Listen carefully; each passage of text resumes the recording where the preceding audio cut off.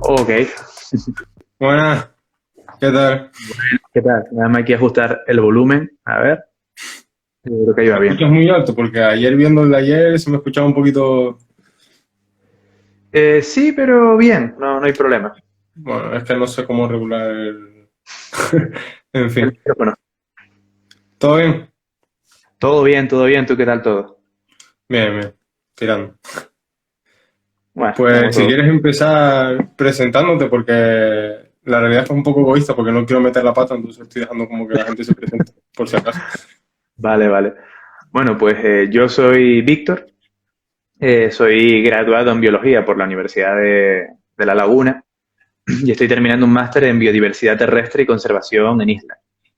Asimismo, llevo varios años colaborando con la ONG Canarias Libre de Plástico, que es una asociación que se dedica principalmente a hacer limpiezas en playas, damos talleres con microplásticos, hacemos charlas de concienciación y divulgación ambiental en colegios e institutos y participamos en diferentes proyectos relacionados con el tema del plástico, especialmente en el mar y en la playa por todo Canarias.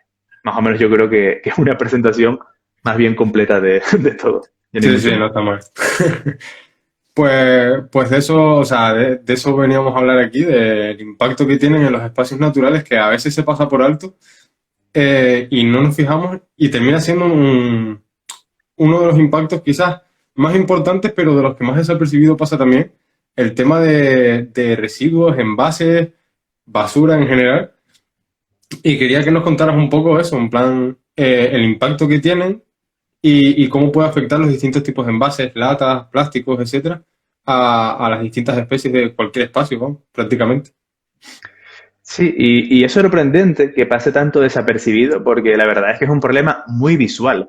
Sí hay problemas que pueden ser a lo mejor un poco más sutiles o más difíciles de entender, como el caso de las especies invasoras para algunas personas y demás, el caso de la basura yo creo que es algo en el que todo el mundo aparentemente rema en la misma dirección porque ya de por sí es un impacto visual, es fácil de entender. Y sin embargo es algo que pasa completamente desapercibido o que por lo menos no se le da la suficiente importancia. Y un pequeño inciso, se habla mucho del impacto del plástico en el mar, de que las playas están súper contaminadas, de que las tortugas sufren un montón de problemas y demás, pero se habla poco de lo que está pasando en tierra.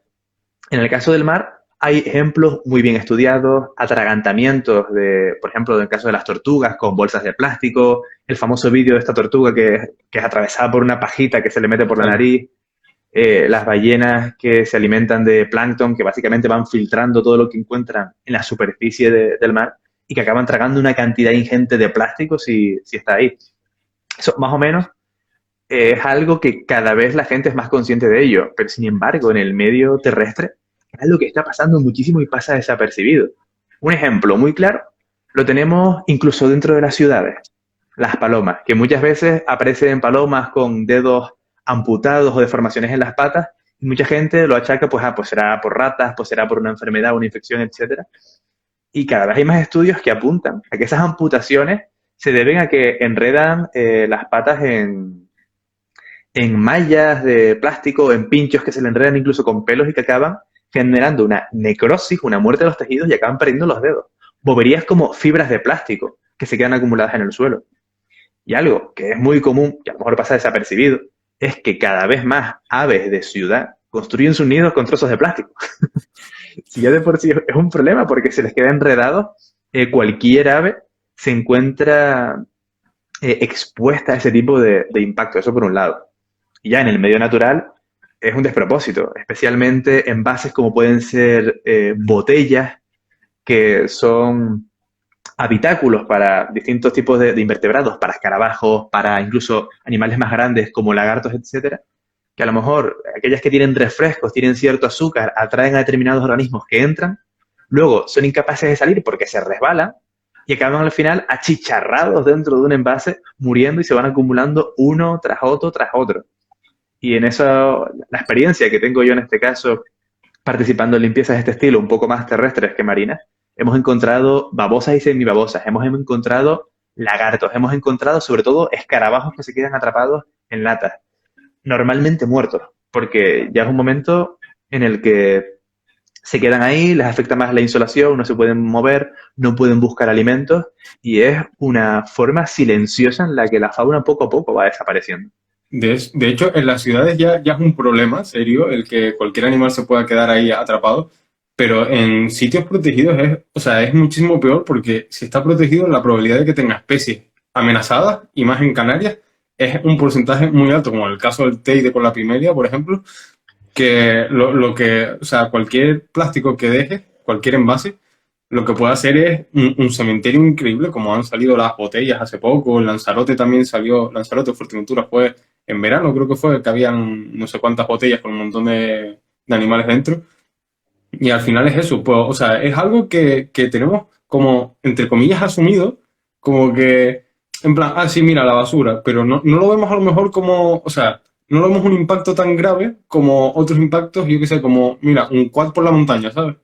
Y a lo mejor esa concentración de envases está generando a lo mejor más impacto para una especie amenazada que el quad pase, que ojo, es igual de ilegal y es igual de impacto, pero no nos choca más que los envases. Sí, y además es que pensamos que esto es algo anecdótico. Pensamos que, bueno, pues justamente esa botella, pues mira todos los bichos que entraron y demás, pero tampoco pasa nada. Pero es que esto es solo lo que nosotros estamos encontrando. Porque toda esa basura que llevará años acumulándose en zonas por donde la gente no transita o en barrancos donde se va acumulando, todo eso nos lo estamos perdiendo y eso también está sucediendo.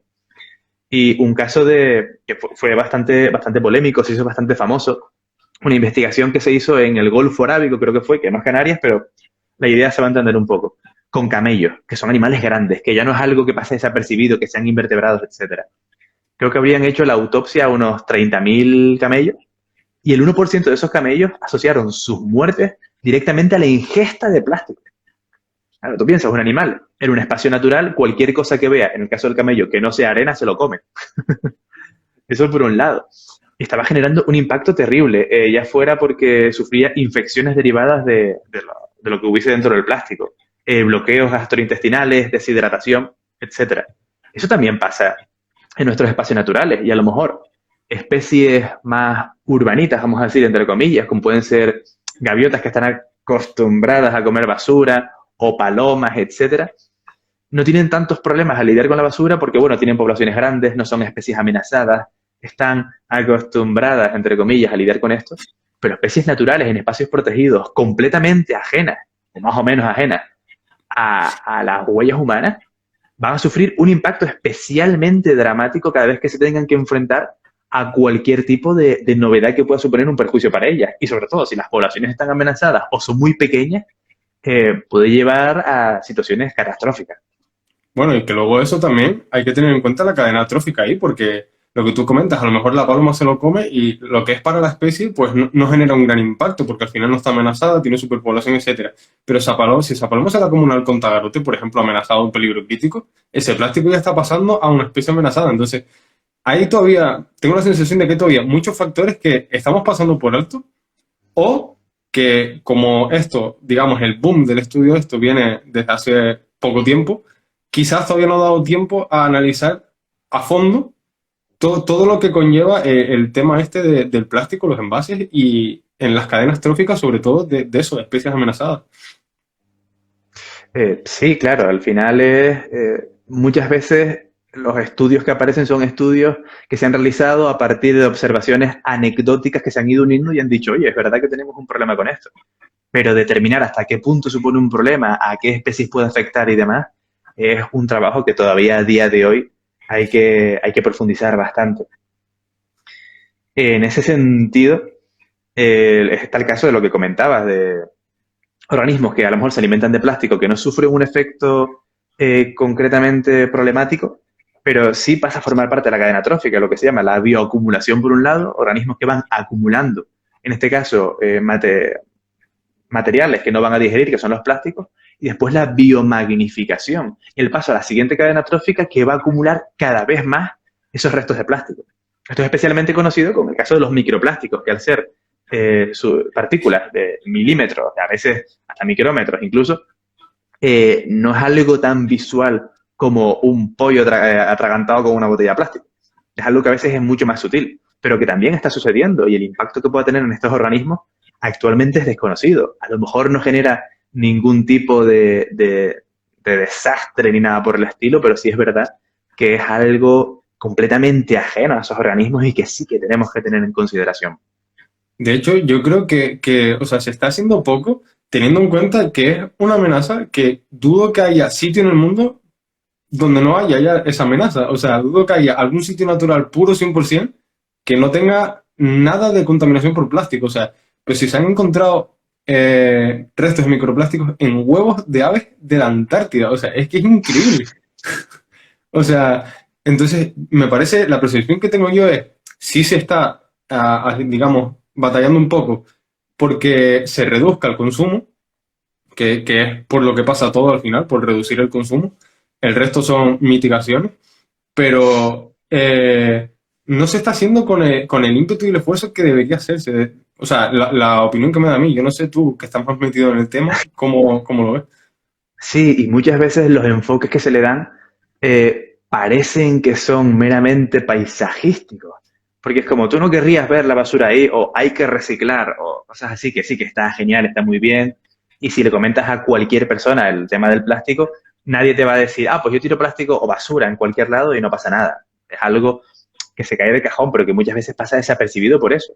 Porque ya no es solo que a lo mejor no se haga el esfuerzo de la mejor manera posible, sino que la forma de afrontarlo tiene que ser muy integral, no depende del individuo, de lo que yo haga va a cambiar el mundo, que sí, por supuesto, influye, pero requiere cambios estructurales muy complejos que suponen que se genere cierto apoyo por distintos sectores de la sociedad para poder aplicar normas bastante restrictivas. Por ejemplo, ahora, a principios de este año, se iba a implementar la normativa de plásticos de un solo uso, que creo que iba a prohibir la mayor parte de plásticos de un solo uso en toda la Unión Europea, y Canarias iba a empezar en enero. Canarias va a ser una de las pioneras en aplicar esa normativa. Con el tema COVID y demás, es una situación compleja, se ha ido retrasando para incluirlo con el resto de países de la Unión Europea, y es algo que se ha venido trabajando poco a poco, es algo en lo que poco a poco se ha ido invirtiendo. Es verdad que muchas veces no se relaciona con biodiversidad, sino con un enfoque a lo mejor paisajístico que hace daño al medio ambiente como un concepto abstracto, pero hay que hablar de casos concretos, hay que hablar de estas cosas, de las pimelias del Teide, hay que hablar de los lagartos que se quedan encerrados en botellas, de estos camellos del Golfo Arábigo. Hay que ponerle cara a este problema para poder afrontarlo de una forma bastante más rigurosa y para que la gente también sea más consciente de ello. De hecho, yo es algo, o sea, yo consideraba que estaba concienciado en plan del nivel de impacto que supone el tema del plástico. Pero, o sea, yo se lo digo a un montón de gente cuando sale este tema, las prácticas que yo hice en un centro de recuperación de fauna, todas las tortugas que llegaban, o sea, es que era increíble. Todas las tortugas que llegaban pasaban primero por un tanque donde las teníamos en plan estables, separadas y tal, y todas las tortugas se tomaban muestras de la primera defecación que hacían en el centro. Y es que no había una tortuga que no sacara plásticos. Y no estoy hablando de microplásticos, estoy hablando de macroplásticos, de bolsas, o sea, bolsas enteras, de tapones de botella, o sea, increíble. Pero todas, ¿eh? O sea, y te aseguro que no eran pocas. Y era una cosa que tú dices, o sea, es que es mucho más gordo o sea, y yo me consideraba que estaba concienciado, entre comillas, o sea, puesto al día, o sea, te das cuenta de que es un problema mucho más gordo de lo que está llegando a lo mejor a la población, ¿sabes? O sea, es bastante impactante el ver eso y decir, y yo me consideraba que estaba puesto al día, ¿sabes? Sí, pero es que es lo que tú dices, cada dos por tres aparecen noticias de a lo mejor los animales más carismáticos la gente lo toma eso como casos anecdóticos, pero es algo que nos está afectando día a día y el problema es que es una situación exponencial, porque la cantidad de plástico que se generaba hace 40 50 años no tiene nada que ver con la que estamos generando ahora. Ahora utilizamos plástico para prácticamente todo. Hablamos de plástico como uno de los tantos residuos que generan estos Sí, impactos, sí. ¿no? Pero, y es verdad que el plástico es un material súper útil y gracias al plástico se han conseguido avances sanitarios y tecnológicos que no se podrían haber conseguido sin él. Pero es verdad que actualmente ya no es solo el tema del plástico. Muchas veces cuando nosotros vamos a dar las charlas en los coles, los profesores más veteranos sí nos cuentan, oye, porque en nuestra época no se dependía tanto del plástico, se utilizaban más productos que se reutilizaban y demás.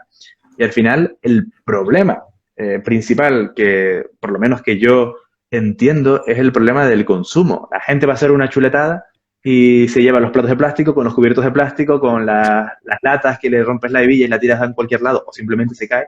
Y todo eso se va acumulando en el suelo. O sea, y estamos hasta generando un nuevo suelo donde el plástico o distintos elementos de residuos pasan a formar parte y muchas veces son elementos que se pueden sustituir por productos reutilizables, por productos que ya tenemos en casa.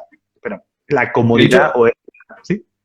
a mí el caso de la fruta me parece algo increíble, porque tú vas al supermercado y el otro día mismo en una gran superficie a la que visité, no voy a decir el nombre, no voy a hacer que pase algo, eh, tenía plátano suelto, manilla, y tenía la misma cantidad de plátano envasado a menos precio el kilo. Mismo plátano, pero envasado más barato. O sea, es algo, pero que desde el punto de vista hasta productivo, es que no lo entiendo. O sea, ¿cómo va a ser más barato envasarlo que dejarlo? Es que, no, o sea, yo no le encuentro la explicación a eso. Es algo contraintuitivo y hasta parece que nos está diciendo, oye, en lugar de invertir en estos plátanos que básicamente te puedes tú llevar sin ningún problema en tus bolsas o en lo que sea, mejor llévate estos que nosotros ya lo hemos empaquetado y que para nosotros supone un coste adicional. Como algo está fallando en el sistema de producción. Antes, por ejemplo, de la charla compartí una imagen de unas mandarinas que aparecían peladas en cajas de plástico directamente para el consumo. Y es verdad que una usuaria de Twitter me dijo que por esto el arroba, es que ella también es divulgadora científica, que el arroba creo que es hay que hacerla, referido a la ciencia. Me dijo, oye, es verdad que hay personas que son semiautónomas y que ese tipo de envases con la fruta ya pelada, pues es verdad que les pueden suponer una ventaja para poder desenvolverse de forma tranquila y es verdad que hay que tenerlo en cuenta. Honestamente, donde lo encontré era un pueblo relativamente pequeño. No creo que fuese el caso, aunque también es interesante de tener, de considerar. Pero es verdad lo que tú dices. Si ya nos están poniendo un producto y el mismo producto envasado, pero más barato, hay algo que estamos haciendo mal. No se está caminando en la dirección que parece más lógica o más evidente frente a todo este problema. Y al final vemos empresas que aparentemente están mandando mensajes de hay que reducir, nos estamos cargando el medio ambiente y demás, pero de puertas para adentro todo sigue exactamente igual. Es una especie de lavado de imagen, un greenwashing brutal, que hasta que no se apliquen medidas restrictivas de verdad apoyadas por la sociedad, no se va a poder avanzar en ese sentido. Y llevándolo un poco a Canarias, también hay que, en Canarias, por ejemplo, en territorios insulares hay que ser consciente de que nosotros al final tenemos o sea, importamos muchísimo plástico, pero ¿por qué no queda más remedio? O sea, la cantidad de residuos que se genera en islas es muchísimo, o sea, mucho más alta que la que se genera en el continente, porque en el continente puedes prácticamente enviar rápidamente los productos de un punto a otro, pero aquí tienes que traerlos en barco o traerlos en avión, entonces eso conlleva más residuos. Y eso al final, esos residuos se quedan en la isla, lo cual es más basura, más desechos. ¿Y qué haces con eso? Porque la isla también es finita, tiene un límite. Entonces, y al final tiene otro peligro, que la gran mayoría, o sea, lo que no acaba contaminando en tierra, acaba en el mar directamente, o sea, no va a otro lado. Sí, es que además Canarias tiene un problema histórico en términos de ser autosuficiente hasta determinados puntos. Es verdad que la importación de productos es muy importante, pero el modelo económico que tenemos muchas veces nos plantea que tenemos que estar importando y exportando todo el rato porque no damos abasto. Y al final eso genera muchos problemas. Es otra cosa que comentamos también en las charlas, la importancia del consumo local, que puede parecer que es algo que únicamente está relacionado con la economía de Canarias, que no tiene nada que ver con el medio ambiente, pero sí que tiene que ver. Todos esos residuos que se generan en esos traslados, todo ese embalaje, esos envases, mandar el producto a otra parte del mundo para que nos lo envasen y traerlo aquí de nuevo para tenerlo aquí envasado, son cosas absurdas, pero están pasando. Y, por supuesto, estoy hablando de productos que se pueden conseguir en las islas. Hay productos que no se pueden conseguir, que hay que venir de fuera y ya está, no pasa nada. Ya no solo eso, sino también la cantidad de combustible que se gasta en esos traslados, la cantidad de emisiones que se generan de esa manera, también son cosas a tener en cuenta, sí. Yo creo que en cierta manera estamos también mal acostumbrados. En plan, aquí tengas cualquier fruta disponible durante todo el año. O sea, estamos tan acostumbrados a eso que nos parece normal ya. En plan, te están trayendo la fruta a lo mejor de Australia, ¿sabes? Y, o sea, Sí, y es lo que hablábamos antes, que el modelo de consumo influye mucho en esto. Estamos exigiendo una serie de productos que, bueno, es verdad que no nos hacen falta, si los tenemos genial, pero que a lo mejor no es lo óptimo para el medio ambiente, que a lo mejor supone un esfuerzo extra por parte de las distintas industrias que al final tienen que acabar tirando, pues, de eso, de trasladar más embalajes, más envases y demás para tratar todos esos productos y demás. Y referido a lo que comentabas antes de la exportación de basura, incluso. Canarias es un archipiélago que tiene más de me voy a flipar un poco, más de 2 millones de personas. Y recibe... No, creo que anda por ahí, ¿eh? Sí, vale. Y recibe, creo que son decenas de millones de turistas al año. Y toda la basura que tanto nosotros como los turistas generamos, en Canarias tenemos dos vías. O la enterramos o la exportamos. Y claro, muchas veces esa basura se exporta, llega a la península y de ahí nuevamente se vende a países orientales, se vende a Malasia, a China ya no, porque creo que cerraron la frontera en ese sentido, a Indonesia, que son países a lo mejor con normativas relacionadas con los residuos más laxas y que se pueden permitir el tratamiento de residuos de formas, digamos, poco ortodoxas. Y al final, cuando encontramos los datos de contaminación de los océanos, por ejemplo, cuando encontramos los datos de contaminación de los océanos, lo que vemos es que gran parte de esos residuos vienen de muchos países orientales. Lo que muchas veces no tenemos en cuenta es que esos residuos orientales en verdad son nuestros. Y que de una forma u otra estamos barriendo debajo de la alfombra. Y sí, exacto. Estamos como enviándole el problema a ellos, pero no nos damos cuenta de que estamos posponiendo el nuestro. Es decir, al final nos va a llegar a nosotros también. O sea... Claro, y eso es otra, además, que nosotros estamos bañados, en el caso hablando un poco de la zona más marina y demás, estamos bañados por la corriente fría de Canarias. Toda esa basura que se acabe vertiendo desde la zona sur de Europa o el norte de África, nos acaba llegando a nosotros también. O sea, que aunque nosotros estemos exportando esa basura, nos está llegando basura todo el rato de todo el mundo. O sea, al final es un problema global que sí que hay que tratarlo de manera local. Aquí tenemos, por ejemplo, el PIRCAN, que es el Plan Integral de Residuos de Canarias, que es el proyecto también para el que estamos trabajando ahora dentro de la ONG, que ya no solo establecer una serie de normativas para el gobierno, de restricciones para las empresas y demás, sino que también trata de divulgar y concienciar sobre esta problemática. Pero es verdad que es algo que hay que tratarlo de forma global porque es imposible abarcarlo todo. Y ya por ir terminando, te quería pedir un punto fuerte que le veas a los espacios protegidos de Canarias a nivel general y un punto débil. Hombre, puntos fuertes y puntos débiles. Yo creo que el mayor punto débil que tienen los espacios naturales de Canarias es que no se conocen suficiente. O sea, por un lado, creo que pretenden ser más o menos realistas y adaptarse a la realidad insular. Por ejemplo, ayer hablabas con María Guerrero sobre Galápagos, que tenía un porcentaje altísimo de tierra protegida. No sé si era más de un 90%, una locura. 97, me suena por ahí. Sí, 97%. Sí, es que claro, es increíble. En Canarias, con el tamaño demográfico que tenemos, es algo impensable. O sea, en ese sentido creo que por lo menos es más o menos realista y que existen bastantes áreas, bastantes tipos de espacios diferentes para cubrir más o menos la realidad insular. Creo que en ese sentido se plantea bien. Existen parques rurales que permiten cierta actividad humana, pero a la vez conserva la naturaleza, reservas naturales integrales que impiden cualquier tipo de actividad y restringen el paso, reservas naturales especiales, etc. Pero si por un lado todo ese planteamiento en el papel queda genial, la ejecución ya es otra historia. Y es que mucha gente no conoce los espacios naturales de Canarias. Mucha gente va al monte y para él todo el monte, bueno, es un espacio protegido. Como que se está desvalorizando qué significa ser un espacio natural protegido. Nosotros tenemos, lo comentabas ayer con ella, el kilómetro cuadrado con mayor biodiversidad de la Unión Europea. Vamos a decir, no exactamente de Europa, pero sí de la Unión Europea. Sí, y sin embargo la gente, es lo que comentabas, no conoce eso. Y la gente tampoco sabe que existen diferentes espacios que permiten diferentes tipos de actividades y creen que todo es un parque recreativo, que puedes hacer cualquier cosa y demás. Cada vez se ve más personas que se saltan las limitaciones de los senderos, que se meten en todos lados a sacarse fotos en lugares que deberían ser inaccesibles, porque generan distintos impactos. A lo mejor aves que nidifican en esa zona, estructuras geomorfológicas muy sensibles que se degradan.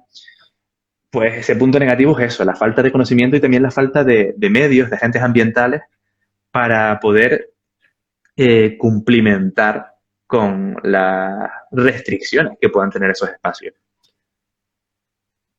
¿El punto positivo entonces para ti es el nivel de protección? ¿O cómo? Más que nivel de protección, creo que más o menos trata de adaptarse a la realidad insular. Vale, tenemos las reservas, los parques rurales donde se puede hacer actividad más o menos, parques nacionales. Y creo que más o menos los planes que están detrás de eso en el papel pretenden cumplir con las necesidades de cada uno de esos espacios. Es verdad que aún no se está realizando de la mejor manera posible, pero creo que por lo menos las bases para realizar un buen trabajo están sentadas. Que hay que trabajar sobre eso, hay que aumentar las medidas. Lo que decía María, de que muchas veces los propios ciudadanos llamaban la atención a aquellas personas que se salían de las normativas de los espacios naturales, pues en ese sentido hay que divulgar muchísimo, hay que educar muchísimo sobre el medio ambiente para que esto que ya existe en el papel se pueda trasladar a la realidad. Yo creo que el caso más desagradable que podemos tener en las islas es lo que sucedió hace unos años con el caso de las pardelas y la sargento, no me acuerdo cómo se llama ahora, la sargento Yo tampoco. eh, Gloria, no me acuerdo ahora muy bien cómo se apellidaba, lo siento, que era Sí, sí, una me sargento, pillaste a mí también, ¿eh? creo, Gloria Moreno puede ser, una sargento de la Seprona que había denunciado simplemente a unos señores que estaban haciendo una especie de asadero con una especie protegida como la pardela cenicienta, y toda la que le cayó encima a esa señora para poder sacar adelante la denuncia, toda la gente que se puso en su contra, todas las instituciones también en su contra, denunciándola, la cesaron, volvió hace poco, se cogió una depresión por todo lo que había pasado, únicamente por algo tan evidente como denunciar algo gravísimo, que es directamente la consumición de especies protegidas. Si a ese punto ya nos están poniendo un montón de trabas a una sargento de la Guardia Civil, a una persona de pie que denuncie cualquier actividad le van a llover los palos, le van a llover las piedras. En ese sentido hace falta generar ahí un espíritu colectivo, un espíritu de equipo y de conocimiento para que la gente también sepa qué es lo que se puede y no se puede hacer en los espacios. Exacto. Yo creo que el problema también, o sea, yo coincido contigo en que es lo que comentaba ayer con María, de sobre el papel, los planes de uso y gestión, los planes rectores, los planes directores son impecables. O sea, tienen cosas mejorables, pero son increíbles. Pero a la hora de la ejecución es un desastre. O sea, hace falta todavía mucho esfuerzo porque se cumpla lo que ponen los planes al final, porque no se está pidiendo nada extraordinario, se está pidiendo que se cumpla lo que hay en un plan. Pues sí, básicamente eso. Pues oye, gracias por regalarnos el rato este, por toda la información y por haber participado. Nada, muchas gracias a ti por hacer este proyecto tan interesante que permite dar voz a muchas situaciones relacionadas con el medio ambiente en Canarias. Que va, si mira, te voy a ser sincero, esto viene de una semana en la que vi muchas cosas que, digamos, me cabrearon un poco y fue como una acumulación y se me encendió la bombilla y aquí estamos. Pero, Fue genial. pues bueno, gracias y hasta luego. Chao. Bueno.